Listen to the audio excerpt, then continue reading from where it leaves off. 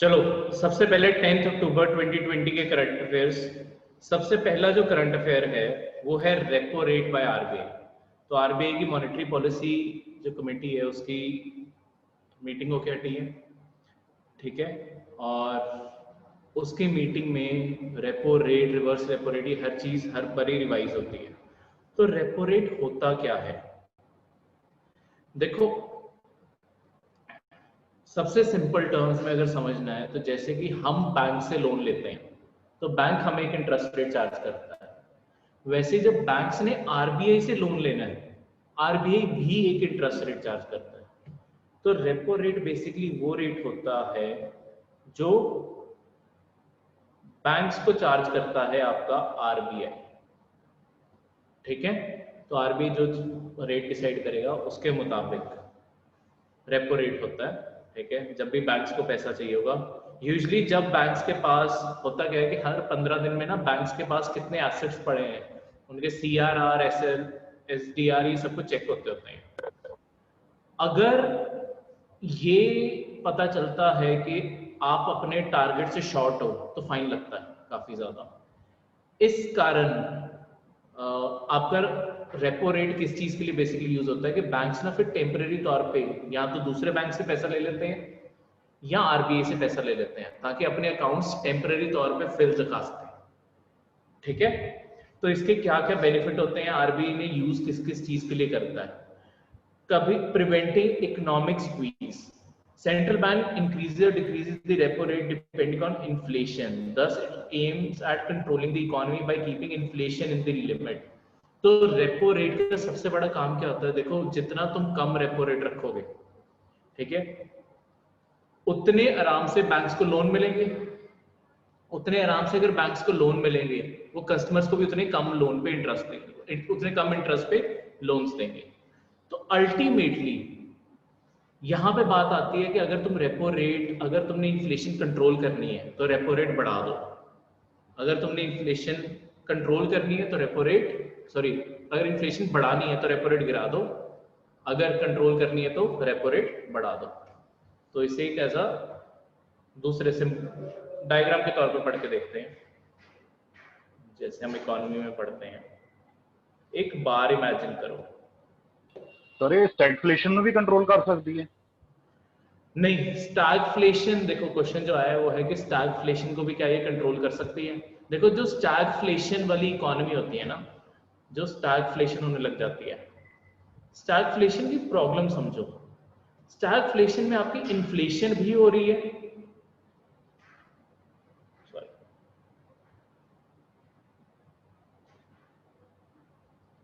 हाँ, स्टैगफ्लेशन में आपकी इन्फ्लेशन भी हो रही है, यानी कि प्राइस राइज भी हो रहा है, ठीक है। और दूसरी साइड पे अनएम्प्लॉयमेंट भी बढ़ रही है। तो इस चीज के लिए ये फेल हो जाती है। मतलब ऐसी चीजों के लिए देखो, तुम्हारे स्टैगफ्लेशन अगर खत्म करनी होती है ना, तुम्हें स्ट्रक्चरल रिफॉर्म्स चाहिए। जो हमारी लेबर मार्केट है, एग्रीकल्चर है, ये सब कुछ ठीक करना जरूरी है, तभी जाके ये सब कुछ बेटर होगा। नहीं तो स्टैगफ्लेशन में हम, इंडिया जिसमें फंसा हुआ है वो स्टैगफ्लेशन है, ठीक है। पर अभी रेपो रेट की बात करते हैं, स्टैगफ्लेशन बिल्कुल अपने आप में अलग टॉपिक है। ये एक आप बार इमेजिन करो, इस बार के ऊपर लेट्स सपोज एक ना बटन इमेजिन करो, एक साइड इसके रेपो रेट है और इसके नीचे ही रिवर्स रेपो रेट है, ठीक है। ये दोनों बटन जुड़े हुए हैं, ये स्लाइड बटन है, ऊपर और नीचे हो सकता है, ठीक है। तो स्लाइड बटन है ये। तो इसमें होगा क्या, अगर इन्फ्लेशन आपने कंट्रोल करनी है, जब इन्फ्लेशन कंट्रोल करनी होती है तब हम रेपो रेट बढ़ाते हैं, कम करते हैं? रेपो रेट बढ़ाएंगे। तो इस बटन को ऊपर कर दो। ये दोनों इंटरेस्ट रेट हमेशा एक साथ मूव करते हैं, जिस साइड रेपो रेट जाएगा उसी साइड रिवर्स रेपो रेट भी जाएगा, ठीक है। रिवर्स रेपो रेट मतलब इसके ऊपर दो चीजें डिपेंड करती हैं। रेपो रेट होता है जिसके ऊपर बैंक लोन देता है, सॉरी आरबीआई लोन देता है। रिवर्स रेपो रेट होता है जिस इंटरेस्ट पे बैंक अपने पास अपना सेविंग रख सकते हैं आरबीआई के पास, वो रिवर्स रेपो रेट है। मतलब अगर लेट्स सपोज किसी बैंक के पास कोई सेविंग अकाउंट है उनका आरबीआई के पास, आरबीआई उन्हें कितना इंटरेस्ट देगा वो रिवर्स रेपो पर डिपेंड करेगा, ठीक है। तो ये बटन हमेशा एक साथ मूव करेगा, इसी के ऊपर आपके अल्टीमेटली डिपेंडेंट होते हैं, इस रेट के ऊपर ही आपके जो आपको बैंक लोन पे इंटरेस्ट रेट देता है और सेविंग पे देता है। अगर इन्फ्लेशन ज्यादा है तो तुम रेपो रेट क्या करोगे, कंट्रोल करने के लिए बढ़ाओगे। अगर रेपो रेट बढ़ा तो आपका लोन के इंटरेस्ट रेट बढ़ेंगे या कम होंगे? लोन महंगे होंगे या सस्ते होंगे? अगर रेपो रेट बढ़ा है तो महंगे होंगे। और आपके सेविंग रेट ज्यादा मिलेगा या कम मिलेगा? दोनों एक ही डायरेक्शन में जाते हैं। अगर लोन महंगे हो रहे हैं तो सेविंग भी ज्यादा इंटरेस्ट रेट गैदर करेगी। इसका पर्पस क्या है कि देखो कोई नया लोन बैंक से बाहर ना जाए, तो वहां से भी तुमने इकोनॉमी को स्क्वीज आउट कर दिया। दूसरी साइड से जितने लोगों के पास पैसा है उन्हें बैंक में तुम सेविंग अकाउंट या एफडी खुलवाने में मजबूर करोगे। लोगों को लगेगा यार अच्छा इंटरेस्ट रेट मिल रहा है, लोन महंगे हैं तो कोई नई चीज नहीं खरीदते पर बैंक में सेव करते हैं, तो इससे इन्फ्लेशन कंट्रोल होती है। तो ऐसे ये पूरी चीज चलेगी, ठीक है। बाकी सारे जो भी पॉइंट्स हैं, जो भी ये सारे पॉइंट्स हमने याद करने हैं, यही पेपर में आपको डायरेक्टली इनडायरेक्टली स्टेटमेंट्स बन सकती होती है, ठीक है। तो ऐसे ही आपने बाकी सारे भी याद करने हैं, कोई भी डाउट हुआ पूछ लो, ठीक है। रिवर्स रेपो रेट मैंने आपको समझा दिया है, वही चीज यहाँ पे लिखी हुई है, दोनों चीजें क्लियर होगी। उसके बाद एक ना मॉनेटरी पॉलिसी का जब भी करंट अफेयर आता है एक चीज और आती है, एक्चुअली इसके ऊपर कभी क्वेश्चन बना नहीं, इसलिए फर्टाइल ग्राउंड भी बनता है कि क्वेश्चन कभी बन सकता है। मॉनेटरी पॉलिसी 3 टाइप की होती है, अकोमोडेटिव, न्यूट्रल और रिस्ट्रिक्टिव। 3 टाइप की आपकी मॉनेटरी पॉलिसी होती है। अकोमोडेटिव का मतलब है कि अभी हम इकोनॉमी एक्सपैंड करना चाहते हैं। अगर तुम इकोनॉमी एक्सपैंड करना चाहते हो तुम इंटरेस्ट रेट लोन के क्या रखोगे? हाँ जी, लोन के इंटरेस्ट रेट क्या होंगे? डिक्रीज, कम होगी सर। बिल्कुल, लो इंटरेस्ट रेट होंगे, ठीक है। और सेविंग के उसके भी कम होंगे ताकि लोग सेव ना करें। तो यहां पे अब तुम लोगों को मजबूर कर रहे हो कि लोग इन्वेस्टमेंट करें, ठीक है। उसे कहते हैं कि अकोमोडेटिव है, अभी हम एक्सपैंड करने के उसमें हैं, तो अभी यहाँ पे तुम इन्फ्लेशन बढ़ाने की कोशिश करोगे अपनी इकोनॉमी में। फिर आता है न्यूट्रल, जो जैसा है इक्विलिब्रियम मेंटेन करो, ठीक है। अक्सर जो तुम इंडिया की मॉनेटरी पॉलिसी के रिगार्डिंग पढ़ोगे ना वो हमेशा न्यूट्रल पढ़ोगे। हमेशा मॉनेटरी पॉलिसी का जब भी करंट अफेयर आएगा, मतलब न्यूज आती है पेपर में, हमेशा देखना कि रेपो रेट इतने पे फिक्स किया गया है और फ्यूचर न्यूट्रल सेट किया गया है। इससे आपकी मॉनेटरी पॉलिसी कमेटी क्या करना चाहती होती है कि आने वाले टाइम में हमारी क्या सोच है उसे भी वो प्रोजेक्ट करते हैं। तो आने वाले टाइम में, क्योंकि आने वाले टाइम में उनकी जो सोच है वो भी, हाँ, आने वाले टाइम में जो उनकी सोच है वो सेम रहने वाली है, उसे कहेंगे न्यूट्रल है।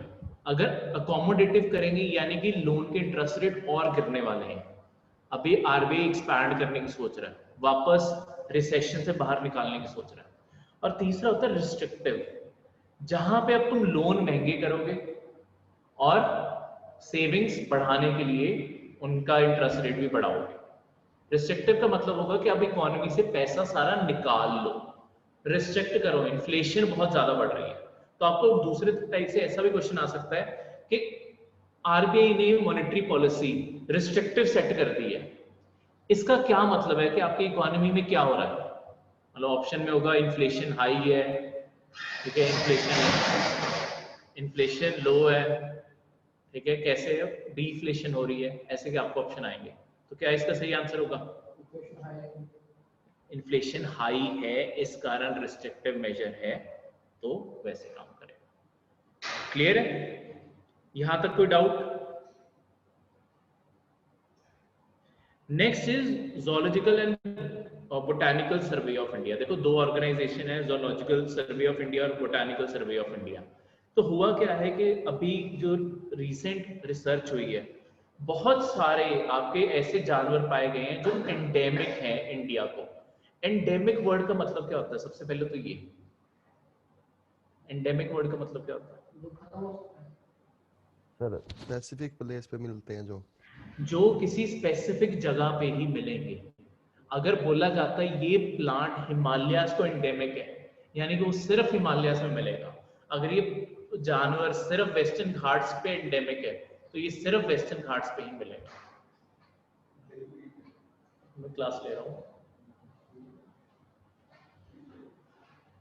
ठीक है? तो ऐसी चीज उसे कहते हैं एंडेमिक। तो बहुत सारे जानवर हमें मिले हैं, जैसे कुछ झारखंड में, वेस्टर्न घाट्स में, ठीक है? तो काफी लॉकडाउन में रिसर्च की गई, तो 2 रिपोर्ट्स पब्लिश हुई हैं, एनिमल डिस्कवरीज 2019 और प्लांट डिस्कवरीज, दोनों जूलॉजिकल का काम होता है एनिमल के ऊपर रिसर्च करना, बोटैनिकल का काम होता है प्लांट्स के ऊपर रिसर्च करना। ये बॉडीज कब बनी है, किसके अंडर है, ये किसने बनाई थी, ये सारे फैक्ट्स आपके लिए इंपॉर्टेंट है। जूलॉजिकल सर्वे ऑफ इंडिया जैसे 1916 को बनी थी, 1 जुलाई 1916 को, मिनिस्ट्री ऑफ एनवायरनमेंट और फॉरेस्ट के अंडर है ये, ठीक है? हमारी प्रीमियर मतलब सबसे टॉप की एजेंसी है जूलॉजिकल रिसर्च में। इसकी हिस्ट्री पर इससे भी पुरानी है। एक एशियाटिक सोसाइटी ऑफ बंगाल थी, ये ना सर विलियम जोन्स एक थे, उन्हें ना इंडिया की हिस्ट्री, इंडिया के इन्वायरमेंट, इसके ऊपर बहुत इंटरेस्ट था। ये ब्रिटिशर थे सर विलियम जोन्स, इन्हें बहुत इंटरेस्ट था कि इंडिया के ऊपर स्टडी की जानी चाहिए। इस कारण उन्होंने एशियाटिक सोसाइटी ऑफ बंगाल बनाई। ये एशियाटिक सोसाइटी ऑफ बंगाल जो है इसी का ऑफशूट है ये। तो ये जो बन गई थी 1784 में बन गई थी Asiatic Society of Bengal. Direct question ये भी आता होता है, एशियाटिक जो आपके स्टेट सर्विसेज है उसमें एशियाटिक सोसाइटी ऑफ बंगाल किसने बनाई? सर विलियम जोन्स उसका आंसर होगा।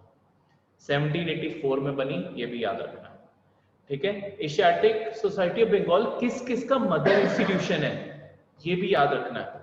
इंडियन म्यूजियम का मतलब मदर इंस्टीट्यूशन का मतलब इसी की एंडेवर से ये सारे निकले हैं। इंडियन म्यूजियम का, जूलॉजिकल सर्वे ऑफ इंडिया और जियोलॉजिकल सर्वे ऑफ इंडिया, तो 3 ऑर्गेनाइजेशन की मदर इंस्टीट्यूशन है एशियाटिक सोसाइटी ऑफ बंगाल। तो ये भी आपको क्वेश्चन आ सकता है, ठीक है? तो हर लाइन में क्वेश्चन है, तो इस हर लाइन, हर फैक्ट को अपने ध्यान से याद करना है। डेली भी करेंगे, मंथली मैगजीन्स में भी करेंगे, अपने आप सब कुछ क्लियर होता जाएगा। अगली चीज जो है वो है बोटैनिकल सर्वे ऑफ इंडिया। इसका हेड ऑफिस कलकत्ता में है, ये याद रखना, ठीक है? क्योंकि ओरिजिनली वहां से शुरू हुई थी। ये 1890 में, देखो बोटैनिकल पहले आ गई थी और आपकी जूलॉजिकल बाद में आई है, ये चीज को याद रखना। और आपका बोटैनिकल का एशियाटिक सोसाइटी ऑफ बंगाल से कुछ लेना देना नहीं है, ठीक है? ये भी मिनिस्ट्री ऑफ एनवायरनमेंट के अंडर ही है। इसका काम भी है कलेक्ट करना, मेंटेन करना, germ plasm, gene bank of endangered, patent, vulnerable plant species, ये सब कुछ, ठीक है? ये बनाई गई थी आपके सर जॉर्ज किंग के कहने पे। ईस्ट इंडिया कंपनी ने इसे बनाया था 1890 में, अभी उनका ही राज था, ठीक है? उनका राज नहीं था एक्चुअली, ठीक है? कंपनी खत्म हो चुकी थी। चलो इस फैक्ट को इंडिया में ब्रिटिशर्स टेक ओवर कर चुके थे। सर जॉर्ज किंग जो थे उन्होंने डायरेक्ट किया था, उनके डायरेक्शन पे ये बनी थी, ठीक है? और वही इसके फर्स्ट एक्स ऑफिशियो डायरेक्टर भी बने, ठीक है? यहाँ पे ईस्ट इंडिया कंपनी की गलती काट देना, ईस्ट इंडिया कंपनी का 1860 में राज खत्म कर दिया था, 1858 में स्पेसिफिकली, ठीक है? तो कलकत्ता में इसका हेडक्वार्टर है, पर इसके कुछ रीजनल सेंटर्स भी हैं। रीजनल सेंटर्स इसके बंगाल, असम, नॉर्थ ईस्ट पूरा एक अलग से भी है, असम और बाकी नॉर्थ ईस्ट का, बर्मा, म्यांमार की जो पूरी बाउंड्री है, मतलब हम ऐसा नहीं म्यांमार में जाकर रिसर्च कर रहे हैं, पूर्वांचल में हम रिसर्च कर रहे हैं, और अंडमान एंड निकोबार। तो आपको ये रीजनल सेंटर वैसे याद करने की जरूरत नहीं होती, आपको सिर्फ इसका हेडक्वार्टर याद रखना है, ठीक है? वो आपके लिए इम्पोर्टेंट है। और अब हर साल की तरह कुछ करंट अफेयर्स जो हर साल आते हैं वो आने शुरू हो गए हैं, क्योंकि दिल्ली की हवा खराब होनी शुरू हो गई है, ठीक है? तो नेशनल एयर क्वालिटी इंडेक्स क्या है, NAQI, ये क्या है? इसके अंडर सबसे पहले एक सिस्टम, आपने देखा होगा आपके शहरों में ना जगह जगहों पे स्क्रीन लगी हुई है जो दिखाती हैं कि एयर क्वालिटी कैसी है, ठीक है, टेम्परेचर कैसा होगा, क्या होगा, वो सफर प्रोजेक्ट है। System of air quality and weather forecasting and research, ये फुल फॉर्म है। सफर प्रोजेक्ट के अंडर ये सब कुछ होता है, ठीक है। ये मिनिस्ट्री ऑफ अर्थ साइंस ने इंट्रोड्यूस किया है, मिनिस्ट्री ऑफ एनवायरनमेंट का प्रोजेक्ट नहीं है ये। जो हर शहरों में देखो आप, कोई भी जहाँ पे आपकी पब्लिक गैदरिंग प्लेसेस होंगी ना इंपॉर्टेंट, वहाँ पे ये स्क्रीनें लगी होंगी, ताकि वहाँ पे लोगों को बताया जा सके कि एयर क्वालिटी कैसी है, सब कुछ एक ट्रांसपेरेंसी के लिए ये चीज, ठीक है।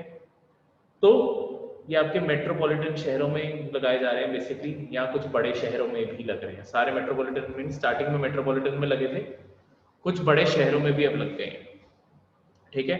ये ओवरऑल पोल्यूशन लेवल भी बताता है और लोकेशन स्पेसिफिक जहां पे ये स्क्रीन लगी होगी वहां पे कैसा एयर क्वालिटी है वो भी बता रहा होगा ये, ठीक है। पूरे शहर का भी बता रहा होगा, उस जगह का भी बता रहा होगा। कई बार उस जगह पे ग्रीनरी ज्यादा होती है, ठीक है।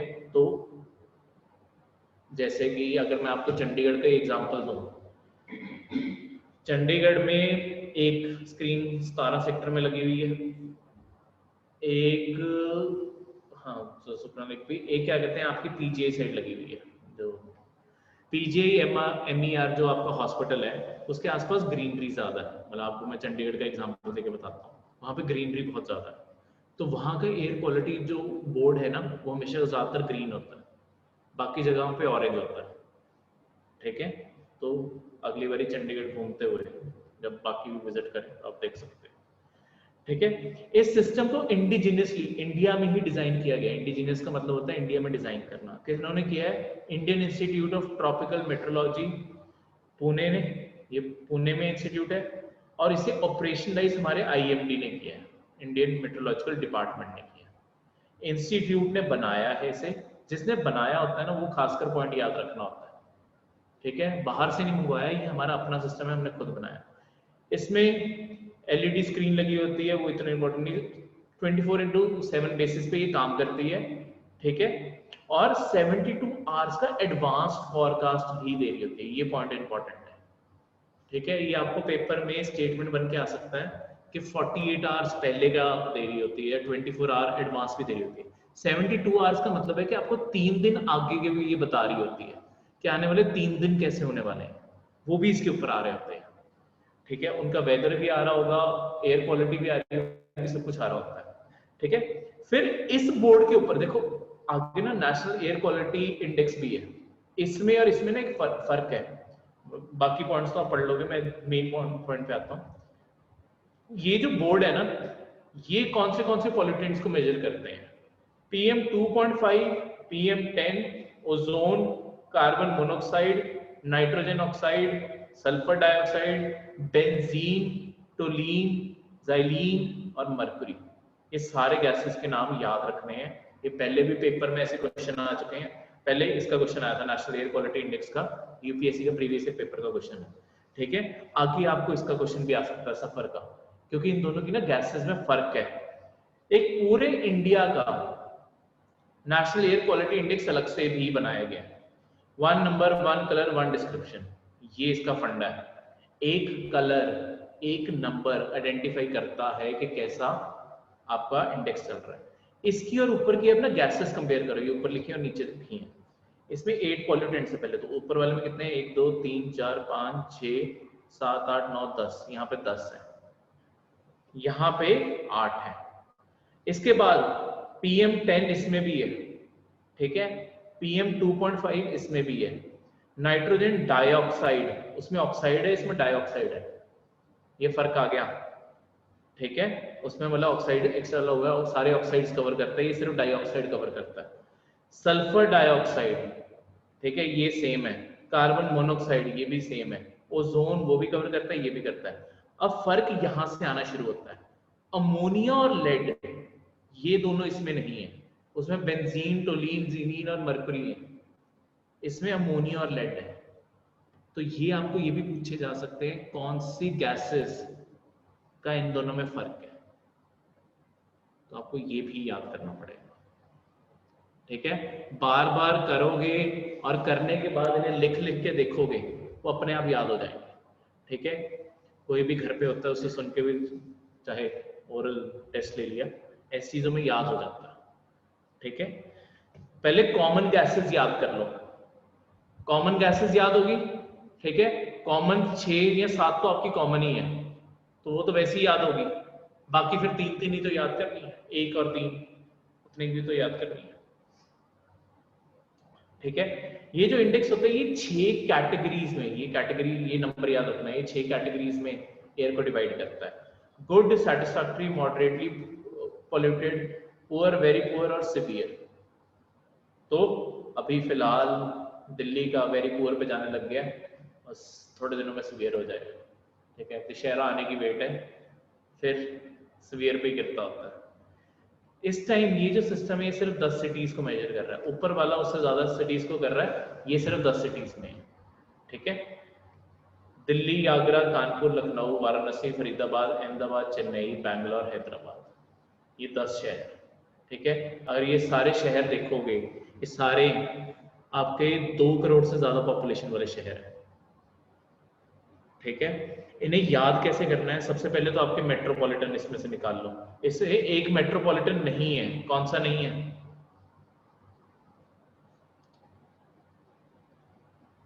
एक्चुअली 2 बड़े शहर नहीं है जिन्हें हम वैसे मेट्रोपॉलिटन कहते हैं। कौन से नाम है? पुराने शहर हैं, हिंट देता हूं। हाँ, लखनऊ, अहमदाबाद सर। नहीं, वो तो है ही, ये रहा लखनऊ तो, और ये रहा अहमदाबाद। कौन से नहीं है जो बहुत बड़े शहर है इंडिया के? लिस्ट में नहीं है जो। कोलकाता। कोलकाता नहीं है इसमें, और दूसरा बॉम्बे, मुंबई नहीं। ठीक है, सबसे पहले तो देखो जो ऐसे शहर होते हैं ना, इन्हें खासकर हमेशा पॉइंट आउट किया करो। क्वेश्चन इन्हीं शहरों में से बनता है। आपको जो ऑप्शंस आएंगे ना, बाकी सारे आम यही शहर लिखे होंगे, बीच में बॉम्बे और कोलकाता पक्का होगा। तो अगर आपको ये पता है कौन से शहर नहीं है, तो आप अपने आप एलिमिनेशन लगा के सही आंसर ढूंढ सकते हैं। तो यहाँ पे अब एलिमिनेशन लग जानी है। ठीक है, कोशिश करो वैसे भी नाम याद हो जाए, पर नहीं होता तो ऐसे शहर ढूंढा करो जो इस कैटेगरी में होने चाहिए पर है नहीं, और क्वेश्चन वहीं से बनेगा। सर, हाँ जी, इधर नेशनल बॉडी है ना, आपा कहने कि पूरे इंडिया देख दिया, बट सिर्फ तो 10 सिटीज ਨੂੰ सिर्फ देख दिया। आपा की मैं कह सकते कि पूरे इंडिया दा नहीं, ये 10 सिटीज के अगर तुम लोकेशन देखोगे, ये नॉर्थ, वेस्ट, ईस्ट, साउथ सारे शहर कवर होते हैं इसमें। तो तुम सारे इंडिया में नहीं, इंडिया इतना अमीर देश नहीं है कि हम हर जगह एक्चुअली डेटा कलेक्टिंग सेंटर बना सकें, लगा सकें। तो इस कारण जो 10 सबसे ज्यादा पोल्यूटेड शहर है, एक्चुअली ये जो 10 है ना, ये सबसे ज्यादा पोल्यूशन वाले शहर है, इनके अंदर लगाया गया है। इनके बेसिस पे हम पूरे इंडिया का अंदाजा लगाते हैं। सबसे ज्यादा पोल्यूशन ही इन शहरों में है। ठीक है, सो वैसे मुंबई ते कलकत्ता ने कीते क्यों नहीं ਵਿੱਚ, क्योंकि मुंबई तो वैसे बहुत ज्यादा इतना उत्थे पोल्यूशन वगैरह। मुंबई में ना समुद्र कारण क्या होता है, मॉडरेशन इफेक्ट होता है, वहां पे ना पोल्यूशन वाइप आउट हो जाता है। जो पोल्यूशन वहां पे इकट्ठा होना होता है, जो डेली सी ब्रीज और लैंड ब्रीज है, उसके कारण वो मूव कर जाता है। दिल्ली में पोल्यूशन ऐसा नहीं है कि दिल्ली में कोई खास कारण है कि दिल्ली में ही सारा पोल्यूशन, मतलब ऐसा नहीं है कि वहां पे कोई अलग इंडस्ट्री लगी है कि वहां पोल्यूशन इकट्ठा होता है। ये जो आपका विंटर टाइम होता है ना, यहाँ पे एक ज्योग्राफी का कंसेप्ट लगता है कि यहाँ पे टेम्परेचर इन्वर्जन होती है। इस टाइम पे आपकी एयर की ना मूवमेंट रुक जाती है, जो सर्कुलेशन होता है ना गर्म और ठंडी हवा का, वो स्टैंड स्टिल पे आ जाता है। जब ये स्टैंड स्टिल पे आ गया तो होगा क्या, जो नीचे वाली पोल्यूशन वाली हवा है, अगर सर्कुलेशन चलती रहती वो पोल्यूशन अपने आप ऊपर चला जाता। इससे टेम्परेचर इन्वर्जन के कारण क्या होता है, पोल्यूशन सारा नीचे रुका रह जाता है। आपके जो स्मॉग टावर्स लगवाए जा रहे हैं, उनका बेसिकली काम ही ये है सबसे बड़ा, कि अब नीचे जो हवा फंसी रह गई है उसमें से पोल्यूशन क्रिएट आउट करके साफ हवा नीचे निकाली जाए। ठीक है, बहुत ही, अगर सारे दिल्ली के लिए करने को आएंगे बहुत महंगा प्रोजेक्ट है, पर एटलीस्ट करना तो पड़ेगा कभी ना कभी। ठीक है, दूसरी साइड जो इसके कारण है जैसे स्टबल बर्निंग हो गया, ये सब कुछ भी रोकना पड़ेगा। ठीक है, tree transplant policy of Delhi. तो दिल्ली इंडिया का पहला शहर है जहां पे ट्री ट्रांसप्लांट पॉलिसी बनाई जा रही है। अब ये ट्री ट्रांसप्लांट पॉलिसी है क्या? आपने कभी इंस्टाग्राम या सोशल मीडिया पे वीडियोस देखी होंगी कि ऐसे बड़े बड़े पेड़ ना ट्रकों के ऊपर लगा के मतलब जो पुराने पेड़ होते हैं उन्हें नीचे रूट से ही निकाल के पूरा पेड़ लेके जा रहे होते हैं कहीं और, वो होता है ट्री ट्रांसप्लांट। तुम एक जगह से पेड़ निकालते हो दूसरी जगह पे जाके लगा देते हो। अब ये पॉलिसी बनाई क्यों जा रही है? देखो अभी हम क्या करते होते हैं कि जहां पे कोई पेड़ काटे जाते हैं ना, सरकार उसके बदले क्या कहती है कि चलो तुम पेड़ काट रहे हो, इसके बदले 10 प्लांट, एक के बदले 10 प्लांट लगाने पड़ेंगे। पर खुद सोचो, एक जो छोटा प्लांट है उसे उगने में भी तो उतने ज्यादा साल लगेंगे, बड़ा होने में भी तो उतने ज्यादा साल लगेंगे। तो ज्यादा बेटर अप्रोच ये नहीं है नए प्लांट तो लगाओ लगाओ, पुराने को भी बचा लो। तो दिल्ली ने ये ट्रांसप्लांट पॉलिसी इसलिए निकाली है, इसमें मिनिमम 80% पेड़ जो डेवलपमेंट या कंस्ट्रक्शन कारण इफेक्टेड होंगे उन्हें ट्रांसप्लांट करके लेके जाया जाएगा कहीं और उनमें से 80% बचने भी चाहिए। ठीक है, इन्वायरमेंट चेंज के कारण कई बार मर जाते हैं आपके प्लांट्स, पर ज्यादातर बच जाने चाहिए। दिल्ली फर्स्ट स्टेट है कंट्री की जहां पे ये पॉलिसी इंप्लीमेंट की जा रही है। ठीक है, एक जगह से प्लांट को अप्रूव करते हैं, फिर लिफ्ट करते हैं, फिर लेके जाते हैं दूसरी जगह पर लगाते हैं। तो इससे जो पुराने पेड़ हैं, कैसे कई पेड़ जैसे 500 साल पुराने भी हो जाते हैं, वो भी बच जाएंगे, ये इसके थ्रू उम्मीद है। अब अगला डिफेंस का करंट अफेयर है, बहुत ही इंपॉर्टेंट, बहुत ही एक्चुअली इंडिया की हिस्ट्री के लिए काफी बड़ी डेवलपमेंट हुई है। रुद्रम 1 जो मिसाइल लॉन्च हुई है, रुद्रम 1 मिसाइल क्या है? ये डीआरडीओ ने बनाई है, ये तो चलो ठीक है। ये next generation anti radiation missile है। अब एंटी रेडिएशन मिसाइल क्या होती है? देखो, तुमने कभी भी दुश्मन के ऊपर हमला करना है, एयर से स्ट्राइक करना है, कुछ भी करना है, दुश्मन के पास ना बेस्ट होता है anti missiles, anti aircraft system. वो चलता कैसे है कि आपके जो ग्राउंड होता है ना, ग्राउंड के ऊपर ना एक स्टेशन होगा, स्टेशन के ऊपर रडार लगा होगा। रडार लगातार फ्रीक्वेंसी भेजता है और देखता है कि कोई फाइटर जेट तो नहीं आ रहा या कुछ भी आ तो नहीं रहा, वो उनके सारा कुछ शो हो रहा होता है। तो ये लगातार, अच्छा सबसे पहला क्वेश्चन, रडार कौन सी वेव्स छोड़ता है? Radio waves. सिर्फ रेडियो वेव्स? आपने वो देखा है जो कईयों के चलान भी होंगे, स्पीडिंग के चलान, वो एक गन लेके बैठे होते हैं जिसके ऊपर स्पीड आती है,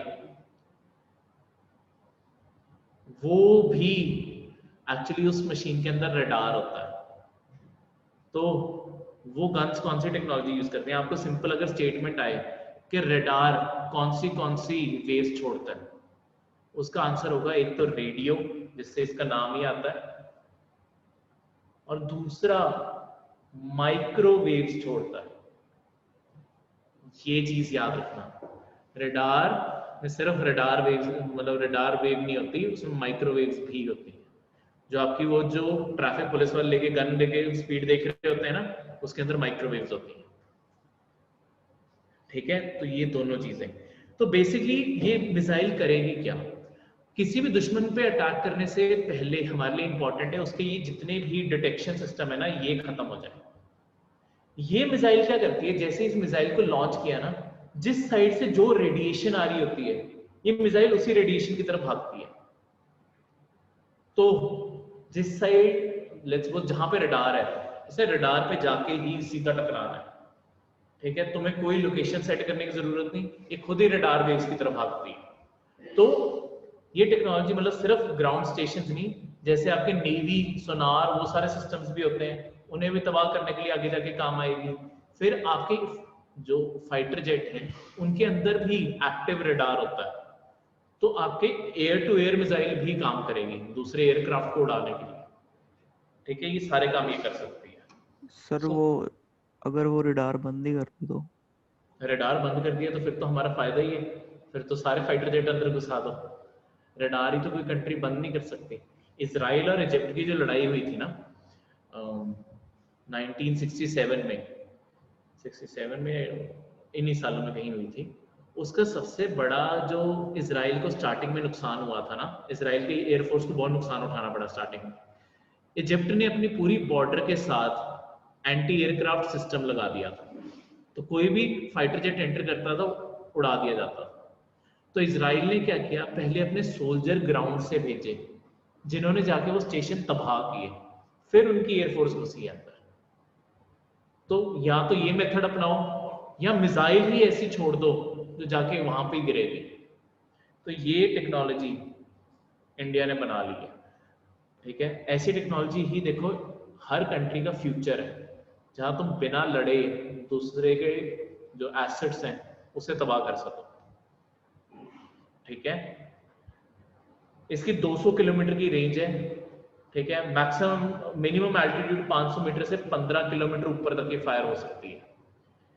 0.6 मैक टू 2 मैक की ये स्पीड पकड़ सकती है। मैक का क्या मतलब होता है, मैंने बताया पहले क्लास में, speed of light, speed Speed of of light. Sorry sound, speed of Sound. Sound. Speed of sound होता है इसका मतलब। तो 2 मैक का क्या मतलब हुआ, सर साउंड से डबल। साउंड की स्पीड से डबल स्पीड पे, ठीक है। तो ये कौन सी मिसाइल हुई, सुपरसोनिक, सबसोनिक या हाइपरसोनिक? Supersonic, sir. सुपरसोनिक। देखो जो साउंड की स्पीड से नीचे होती हैं, 1 मैक से नीचे होंगी, उन्हें तुम बोलोगे वो सबसोनिक है। ये सुपरसोनिक है।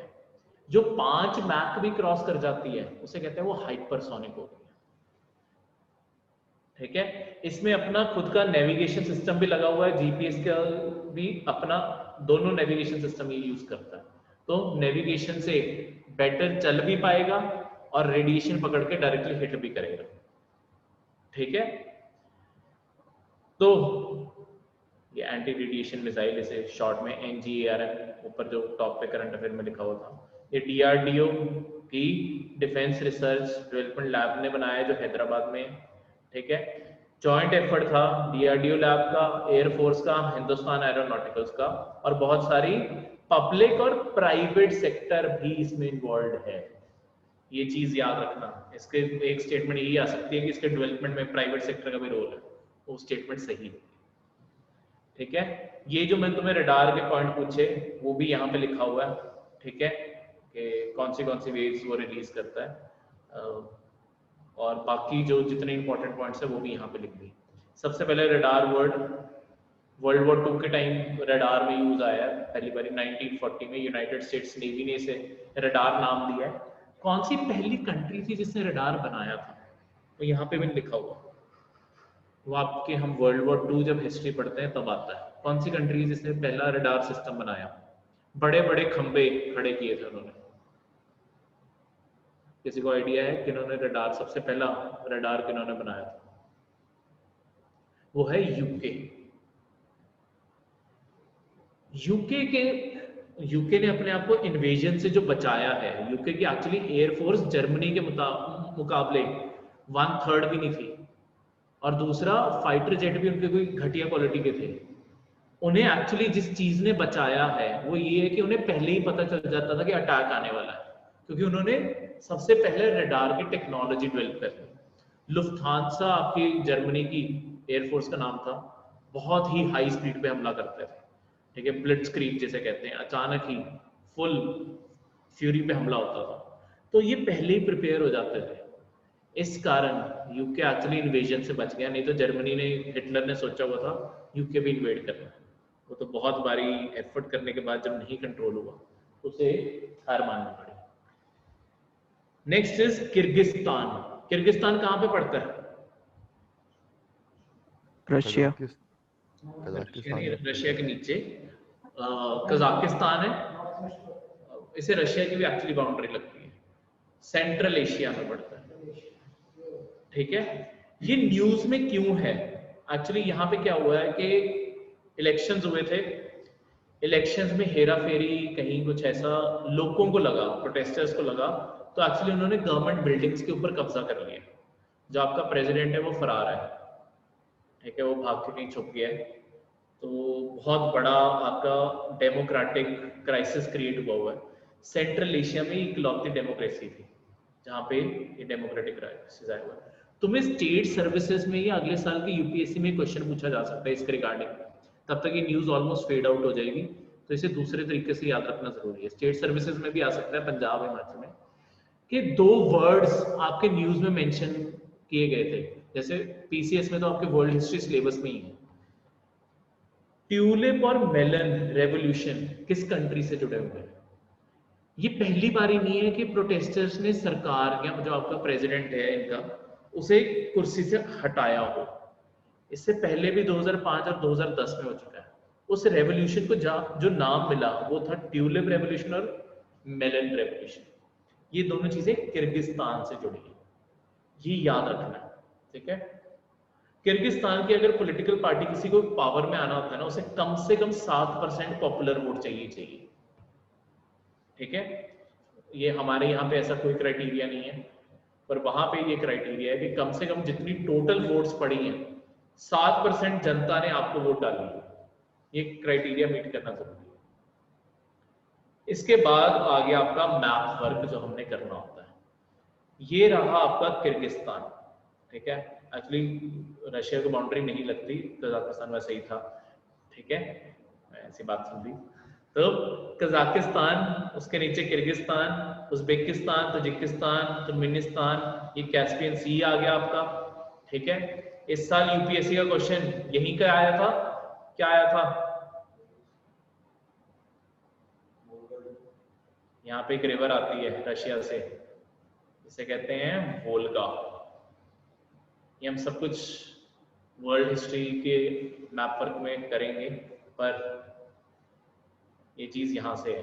तो और किस किस तरीके से आ सकता है क्वेश्चन, देखो इस टाइम अजरबैजान, इनकी भी लड़ाई छिड़ी हुई है। अजरबैजान किसके साथ है लड़ाई में, अर्मेनिया, इसके साथ आर्मेनिया के साथ देश पड़ता है अर्मेनिया, वो भी किस दिन करंट अफेयर में आ जाएगा, यहाँ मेंस में डिस्कस करेंगे। इन दोनों देशों में भी लड़ाई छिड़ी हुई है, अर्मेनिया और अजरबैजान। हाँ, आज भी आया था, ठीक है, पर मैं कोई बेटर आर्टिकल की वेट कर रहा हूँ, मैं उस दिन कवर करूँगा। सर इन्हें सारे दे पीछे STAN स्थान ही क्यों आ रहा ਜਿਹੜੇ देखो वो तो फिर अफगानिस्तान, पाकिस्तान, स्थान जो ऐसे वर्ड है ना, स्थान, ये संस्कृत लैंग्वेज का है।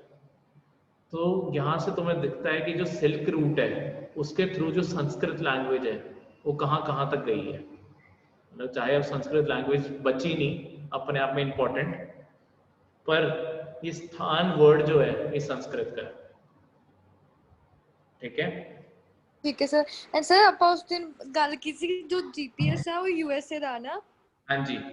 ਫਿਰ ਸਰ ਜਿੱਦਾਂ ਕਿਸੇ ਵੀ ਕੰਟਰੀ ਨੇ ਹੁਣ ਜਿੱਦਾਂ ਆਪਣਾ ਇੰਡੀਆ ਉਹਨੂੰ ਨੈਸ਼ਨਲ ਲੈਵਲ ਤੇ ਕਿਤੇ ਤੇ ਯੂਜ਼ ਕਰ ਰਿਹਾ GPS ਨੂੰ, ਤੇ ਸਰ ਉਹਦੇ ਲਈ ਅਮਰੀਕਾ ਤੋਂ ਪਰਮਿਸ਼ਨ ਲੈਣੀ ਪੈਗੀ USA ਤੋਂ ਜਾਂ ਫਿਰ ਇੰਡੀਆ ਨੂੰ ਜਾਂ ਫਿਰ ਵੈਸੇ ਹੀ यूज कर सकते हैं। मैंने आपको बताया था कि थोड़े महीने पहले क्या हुआ है कि यूएसए ने ना हमारे जो नाविक सिस्टम है उसे एलाइड नेटवर्क मार्क कर दिया। एलाइड नेटवर्क यूएसए की तरफ से मार्क करने का मतलब होता है कि हमारी जो मिलिट्री है उनकी कुछ सैटेलाइट्स को भी एक्सेस कर पाएगी, ठीक है। तो हम यूएसए के साथ क्योंकि बहुत सारी चीजों पे पार्टनरशिप कर रहे हैं, एक लास्ट एग्रीमेंट हमारा यूएसए के साथ पड़ा हुआ है, जिस दिन वो साइन हो गया हमें जीपीएस की सारी लोकेशन फ्री में हम यूज कर सकते हैं, मतलब मिलिट्री रियल टाइम में यूज कर पाएगी। जियो स्पेशल एग्रीमेंट अभी पड़ा हुआ है, वो जिस दिन साइन हो गया पूरा जीपीएस सिस्टम हमारे लिए ओपन है। पर फिलहाल के लिए हमें यूएसए ने ये सारी चीजें अलाउ की हुई है। और जीपीएस का मतलब ये नहीं है कि 100% जी, मतलब हजे आप परमिशन ले रहे हैं उन्होंने को या नहीं? परमिशन लेने की जरूरत नहीं होती। देखो पहली प्रेफरेंस होगी कि हमारा अपना नाविक सिस्टम ही उसे गाइडेंस देगा। अगर बाई चांस उसे सपोर्ट की जरूरत पड़ी अपनी बस लोकेशन कंफर्म करने के लिए, वो जीपीएस को भी यूज कर लेगा। उसमें दोनों ऊपर नेविगेशन सिस्टम का नाम लिखा हुआ है, ठीक है। तो ऐसे जब कंट्रीज में पार्टनरशिप होती है ऐसे तो तुम्हें, नहीं तो फिर हर मिसाइल लॉन्च करने से पहले परमिशन लेनी पड़ेगी। एक बार ही कंट्रीज एग्रीमेंट कर लेती हैं कि ये चीज करेंगे हम, उसके बाद तुम्हें बार बार पूछने की जरूरत नहीं होती, ठीक है।